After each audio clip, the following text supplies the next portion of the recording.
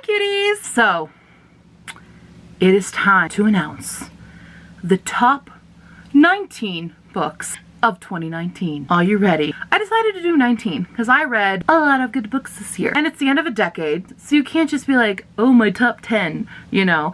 It's 2019. Let's end 2019 with the 19 books that I read this year that I absolutely loved the most because they were the only thing that brought me joy this year.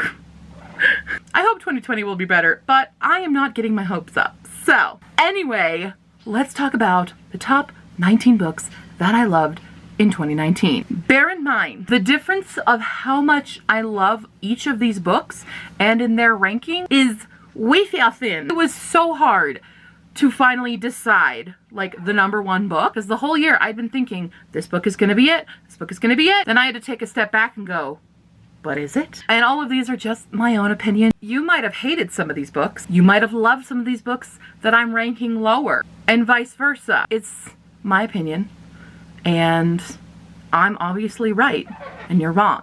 So, I'm just kidding. So anyway, in slot number 19, we have the first of a series I still need to complete, but dang, it is taking a long time to get the second book on audiobook. But that is Three Dark Crowns by Kendara Blake. This is a story all about how, I can't say this is a story without going into Fresh Prince, and that is just the cross that I bear as a person who grew up in the 90s. There you go. In this story, there are three queens, but they're technically not queens yet. One of them is going to be the reigning queen of Fenburn, but has to kill her other two sisters to do so in a fancy ceremony thing. Now, each of these queens has a special gift. There is a poisoner, a naturalist, and an elemental. So we have Catherine the poisoner, Arsinoe the naturalist, and Mirabella the elemental, and everyone is banking on Mirabella because she is so powerful, and the other two haven't actually even shown that they have any abilities at all. And so there's a lot of secret plots going on. All the sisters have been separated from each other, so they're only hearing rumors about how horrible Mirabella is and how weak Arsinoe is. Arsinoe's really, like, my favorite character. Kendara Blake does a good job of making you love each individual queen, but I think Arsinoe is my favorite. The audiobook did get a little confusing because there are a lot of side characters involved with each queen, and sometimes I would forget who's where and stuff. But overall, I really enjoyed this. I can't wait to delve into the rest of the series, but I at least read the first book. In position 18, we have a book that I do own, but I have lent to a friend, so I don't have it with me. But that book is Made You Up by Francesca Zappia. I love me some Francesca Zappia. This will not be the last you hear of her on this list. I believe Made You Up was her debut novel. It is about a girl with schizophrenia. It's a contemporary book, but it's very dramatic and has a very good twist because the way that she combats kind of seeing what she sees with her condition, she takes pictures of everything. She'll still see the hallucinations in the pictures, but they will fade over time so she can kind of confirm whether or not that was real or not. And there is some romance to it. It's very dramatic. It's very hard-hitting. It was just such a good story. In my eyes, Francesca Zappia can't really do any wrong. Other people might disagree, but they're wrong. In slot 17, we have a book from an author I discovered this year and got to meet this year and was very exciting. But that book is All the Birds in the Sky by Charlie Jane Anders. The premise of this book is a witch and a mad scientist are best friends. This kind of goes through their lives from childhood to adulthood, their own paths, even though they still hold on to their friendship, and as their kind of relationship grows, even though they grow as adults and go separate ways but reconnect. And it's so much more because there's this big kind of doomsday machine happening that is supposed to save the world, but they're on opposite sides of this kind of opinion about it. It's less so about this big apocalyptic notion.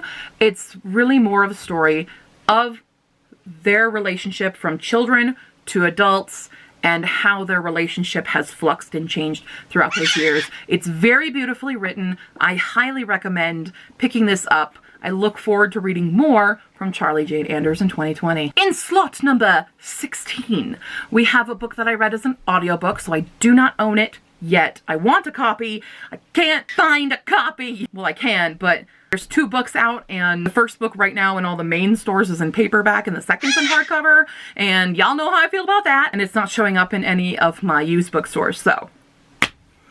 So feel free to send me a copy if you have it in hardcover. But that is The Bells by Donielle Clayton. I did not expect to love this book as much as I did. I think the audiobook really had a lot to do with that because it was such a vividly painted world through the audiobook. I mean, it probably was reading it too. I think the voice actress was just amazing for it. It deals with a world where beauty is everything. And it deals with the goddess of beauty who has created the bells. And the bells have the power to change how anyone looks, because in natural form people are gray and have red eyes and like ugly teeth, and they're just these little monsters. So the bells are much more like human looking. They can, you know, shape your body, they can color it however, you can do your hair however, by using their own magic. But there's royal conspiracies. So it deals with the newest, like, graduated class of bells who are now competing to be the favorite of the royal family. And there's just all kinds of convoluted plans and secrets. Also, teacup animals.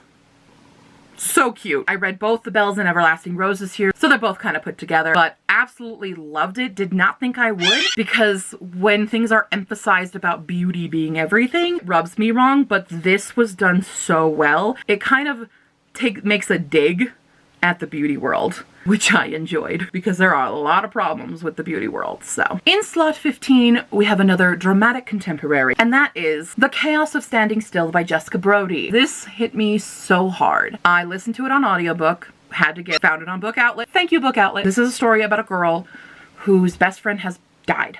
She died in a car accident. She is now at Denver International Airport trying to fly home to, I think it's San Francisco. There is a massive snowstorm. All flights are grounded and she is stuck, but she doesn't want to be stuck because it is almost the anniversary of her friend's death, who she also still talks to, and has an unread message on her phone from her friend. It's the last message her friend ever sent her. So she meets this boy because they accidentally swap phones because they have the same TARDIS phone case. And though she's not a fan of Doctor Who, because her best friend gave her that. That was the last present she got from her best friend. And she also gets involved with this young boy who is a super genius. He's trying to uncover the conspiracy about DIA. There's some good conspiracies about DIA, I can confirm. And they also make friends with some people who work at DIA, and there's like a New Year's party. It's just a really beautiful story. Very dramatic, made me cry because I did just lose my best friend since kindergarten suddenly this past year. This book hit me pretty hard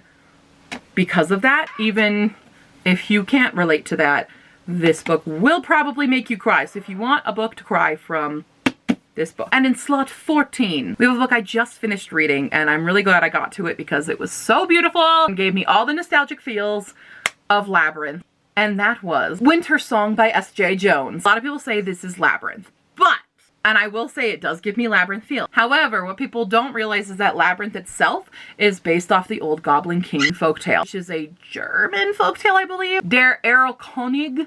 I can't remember how to pronounce it right, but this deals with the underground and the Goblin King. It is a girl who is the plain daughter, but she's a master composer of music. It is heavily music involved, which I really appreciate. Her little brother goes off to be this world-class violinist. So her sister is the beautiful one who's engaged to the guy she's had a crush on for forever. And so Liesel, our main character, also known as Elizabeth, is just like the plain one that no one cares about. But her sister gets kidnapped by the Goblin King, and she goes down to the underground to save her. It's very different. It doesn't like go down into a labyrinth that she has to solve and make all these friends. That's where this is as close as it gets, is where it's the Goblin King and she has to save a family member, and the Goblin King is pretty. That's really where it ends in similarities to Labyrinth. But it is beautiful and I loved it, and I loved the sequel as well. They're fairly different books. Highly recommend them. Just great. It does give you Labyrinth feels though. In slot 13 is a book I do not own physically yet. Want to, but I read it on audiobook. But that is The Hate You Give by Angie Thomas. I don't think this surprised anybody. It's always on a best books list because it's an amazing book. Anything Angie Thomas writes is amazing and hard-hitting. The Hate You Give, if for some reason you don't know, is about a young girl named Star whose best friend Khalil is shot by the police in front of her, and leads to all of these protests. It's very much a story of Black Lives Matter. But the thing about Star is that she was there and so many people want her to be the voice of this, but she also doesn't want to. She just wants everyone to stop reminding her, because that's such a traumatic event. It's such an interesting perspective because so many people in this world, when there's a witness to a horrific crime like this, they're like, why didn't they speak up? Why didn't they do this? And this shows you why, because it's terrifying. It upends your entire life. And she's just a teenager trying to get through school. That's it. She didn't want all this attention. She just wanted her friend back. A very hard-hitting story. I actually haven't watched the movie yet. I wanted to watch it. Just have not had time to sit down and watch a movie because that's my life.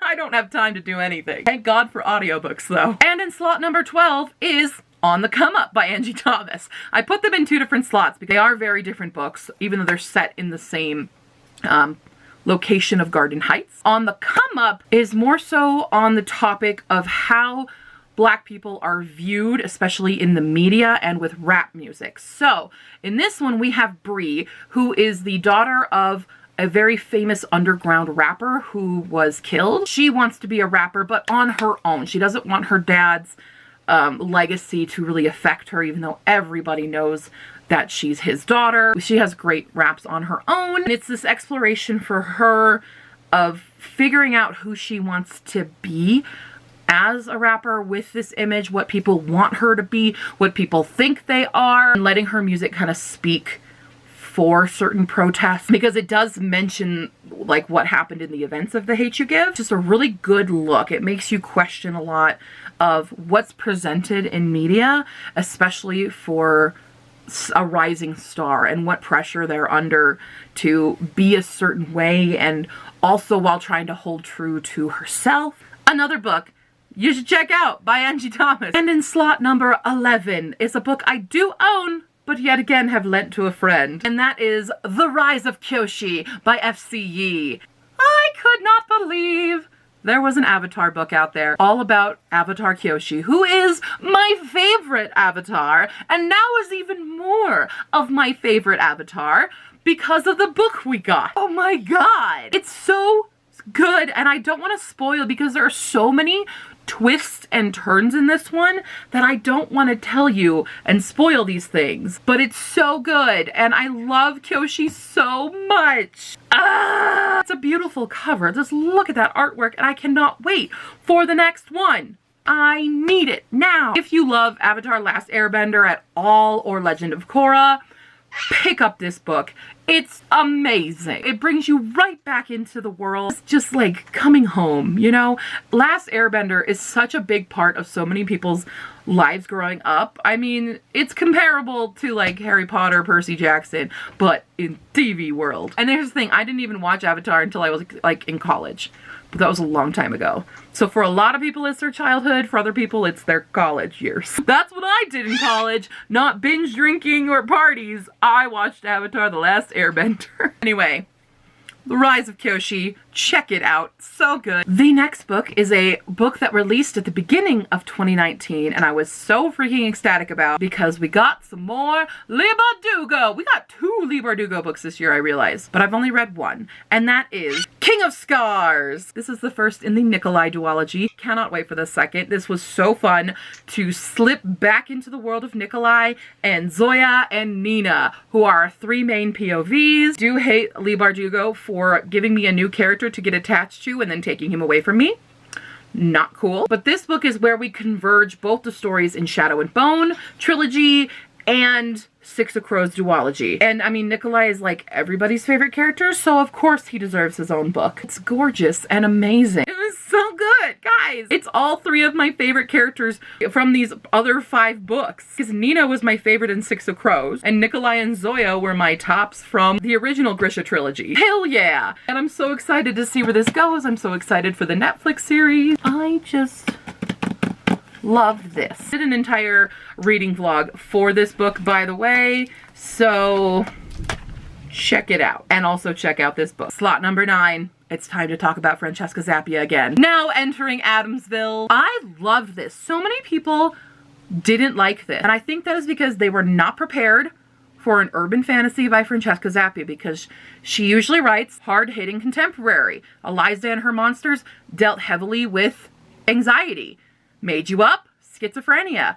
This deals with spookies. It is a small mountain town. It has, our main character is Ace, so you knew I was gonna love that. And she fights against fire starters, who are these kind of demons that are little arsonists, basically. Laura, our main character, is also kind of known around the town as a delinquent. No one trusts her. She goes out at night and fixes people's property. There is a kind of Ghost Adventures-esque crew that's coming to the town to film, and everyone's sick of the tourism there, but the tourism brings in money for the town, so it's a love-hate relationship that way. There's a big conspiracy because Zora's mother has gone missing many years ago. It's believed she's dead. Still don't know, because this is definitely a first book in a series or trilogy or what, or duology. I don't know. But also look at this cover. It's so beautiful. It's just gorgeous. I love it. She always has beautiful covers though, like spot on. It's so good, guys. It's so good. In slot number 8 is a sci-fi book. I don't really read sci-fi that often, but this year I think I read 6 sci-fi books, and 2 of them are on this list. And that is The Disasters by M.K. England. This is so good. Oh my god. It is the story of a group of like wanting to be space cadets, I guess. They all flunk out of space school. I forget what it's called. But there is a kind of terrorist attack on the school as they're about to leave, and so they all get stuck on this shuttle together and have to bond together to figure out what the heck just happened. It's this big kind of conspiracy that these disasters are stuck with trying to fix. So good. It's such a wild ride. It's a very quick read. Highly recommend reading this one. I want this to be a movie because it'd be so fun. I want Taika Waititi to direct this. That's what I want. He would get it. So if that makes any sense to you, that's what this book feels like. It's very Taika Waititi. It's very Firefly. This is good. Just, it gives me those feels, and that's what I want from this. Next up is a book that everybody knows and is super famous, and it's been on the bestseller list for like 90 some odd weeks. And that, my friends, is Children of Blood and Bone by Tomi Adeyemi. And holy crap, so freaking good. I'm mad at myself for taking so long to read this one, but I've already purchased the second book. I intend to read it probably in February because I've already made my January TBR. If you want a brand new epic fantasy adventure, elemental magic, well, not elemental magic, but just magic people wrapped up in this gorgeous culture and amazing characters that you love and hate and then love again, pick up Children of Blood and Bone. It's so, so, so good. Holy crap. Why are these all so good? Oh, because they're my best books of 2019 book list. Of course. Man, that was only, what was that, book number 7? I still got 6 more books to gush about. Oh boy, and we're about to gush hard because in slot number 6, I'm actually surprised at how low this is, but again, with your thin differences. That is The Night Circus by Erin Morgenstern. You want to talk about good prose? Let's talk about Erin Morgenstern. She creates such good characters, such beautiful settings, and magical descriptions of, I don't even know how to explain this because she has stolen all of the words that I want to say. Erin Morgenstern is a witch. I'm pretty sure she's a witch. Don't know how else this book would have existed, but it's beautiful. I love the aesthetic. My sister actually didn't like it because she said it was too much Tim Burton feels, but I'm like, it's on a different level entirely. It's such a beautiful story. It's so complicated. I want to see this visually because I really want to see the clock. I want to see the clock in real life so badly. We're in the top 5. Again, I have chosen a book that people either hate or they love, and I was on the side that loved this book. It's a new release this year, but that is Serpent and Dove by Shelby Mahiran. Woo! I did not expect what came out of this book. Is it historical fiction because it's kind of France, but there are the chasseurs who are kind of like these holy knights, and a holy knight and a witch have to get hitched. It's really funny that way because there is really good comedy to this, and there's really good drama and romance. It's so epic. I don't understand why people didn't like this. Granted, okay, maybe it does start a little slow, but I think it picks up pretty fast. Blood and Honey is going to be the second book. I can't wait for that one. I did not realize this was actually going to be a series because it's a really good standalone, but there definitely is definitive cliffhanger there. Definitive cliffhanger. That sounds like an oxymoron, but it's like, yes, there's a cliffhanger. It's a really big cliffhanger, but you can just read it on its own. It's just gorgeous and really good twists. Again, very nice twists. I liked it. I don't care what other people think. I think this was great. Number 4, the other sci-fi book. Can you guess what it is? Illuminate by Jay Kristoff and Amy Kaufman. Holy crap. Such a big book, but fast read. Because it is all of this like mixed media, I don't know if you can see all this different stuff going on. What makes it such a fast read? The entire trilogy is so good. And this, oh man, I could talk about Illuminate forever. It's so good. Look at this. It's everything you want for like an epic space book and a movie. And I know the movie rights were bought to this. I don't know when it would ever come out, but I really, really want to see it. But I'm also really scared because I think it just won't give you the same feel that this did, because the mixed media is what really, really makes this book. I'm really late to the Illuminate train, but at least I'm here now. The top 3 books shifted so often on this list. I'm gonna be real. I flip-flopped so many times, but then I ended up basing it on how many times I would reread them. I would reread all of these, but the amount of times that I went back to certain scenes to reread them is what changed this. So in number 3, we have The Graces by Laura E. This book is very spooky and witchy and gives you lots of the Craft vibe. It involves a new girl in town who meets the Graces. And the Graces are kind of, they're not magic, but they're special. And she just wants to really be their friend. But they live a very spiritual life, I would say. And it gets convoluted because is it magic? Is it not magic? It could be magic. I can't even explain this well because it's so intricate with how the story is done. And you just need to read this and let yourself be absorbed in its pages because it's just that good. Each character is just so interesting, and I love River. It's very difficult for me to love main characters usually because they fall into a lot of tropes that I don't like, but River is so much different, especially in The Curses, the second book. I love her even more. She's even more complicated there because I love a good complicated lead. That is what River is. So if you want to get some good The Craft feels, read The Graces. The final 2, I swear to God, I almost flip them again in their position because it's so difficult to choose between these 2. But in the number 2 slot, we have Carry On by Rainbow Rowell. I loved this so much. Borrowed it from a friend initially and then immediately had to buy my own copy. I really wish this cover was in hardcover though, because I do have Wayward Son over here. It's a matching cover, but that is in hardcover and I'm disappointed with it. I love these covers too much to not have them. So I actually haven't read Fangirl, which is where this stems from. We'll read it this year, who knows? This is basically a Harry Potter satire, a Harry Potter-esque story with Simon Snow. That's the story of Simon Snow. This is Baz, his roommate, who they're arch enemies at the school because Simon is convinced Baz wants to kill him and vice versa kind of a thing. But do they?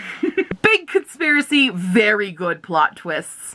I appreciated that plot twist so much. But it's epic. It's very, very fast to read. I did not sit and read this because I will just sit here and read this again right now. I mean, this is so popular. I don't even know why I'm explaining it to anybody because everybody but me knew about this book. There are some people who don't get that this is a satirical book, at least in terms of Harry Potter-esqueness. It's what Harry Potter should have been. Especially with all the disappointment that is J.K. Rowling in the past few years. This is what we deserved. And the number 1 book of 2019, again, was such a difficult decision, especially between the top 3.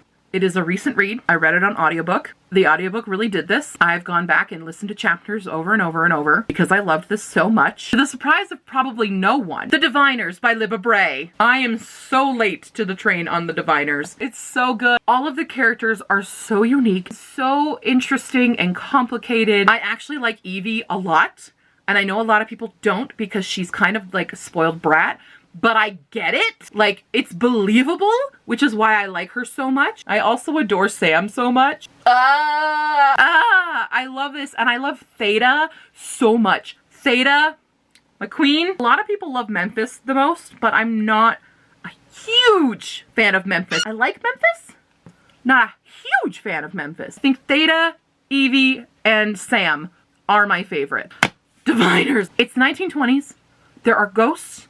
There are superpowers, there are demons, there's conspiracy, it's everything. And I don't really like the aesthetic of the 1920s era very much, which is why I thought I wouldn't like this book as much as I did, but screw it, I love it. I love it, I love it, I want it all, and I can't wait for King of Crows, King of Crows, I'm saving my money for King of Crows. There you have it, the #1 book. Look, the ring light affects it so much. Woo! What were your top 19 books of 2019? Put it in the comments below or on Facebook, Tumblr, Twitter. If you have any other questions, of course, leave them there as well. I will see you next time, cuties. Bye!